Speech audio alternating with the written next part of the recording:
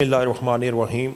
मैं मोहम्मद सादुल्ला बलोच, उम्मीदवार कौमी असम्बली NA 97, इस बात का हलफ देता हूँ कि अगर अपना NA 97 से मैं अपना कामयाब होता हूँ और मैं अपना कौमी असम्बली में लोगों का मुंतखब नुमाइंदा बनकर जाता हूँ, तो मैं हल्फन कहता हूँ, ये अपना कलाम पाक को, अल्लाह और अल्लाह के हबीब को हाजिर नाजिर जान कर कहता हूँ कि मैं अपनी पार्टी के साथ रहूँगा और अपनी पार्टी के फ़ैसलों का इहतराम करूँगा।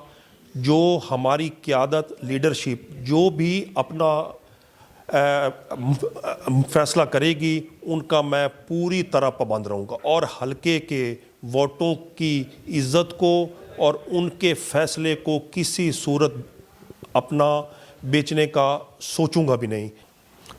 तो आपने अब पाकिस्तान तरीके इंसाफ का साथ देना है, आपने खान साहब का साथ देना है और इंतखाबी निशान सोफ़े को याद रखना है। अब ये मेरा नहीं, आपका निशान है। आपने पूरी स्ट्रगल के साथ कोशिश करनी है और यहाँ से पाकिस्तान तरीके इंसाफ को कामयाब करवाना है। पाकिस्तान जिंदाबाद, इमरान खान जिंदाबाद।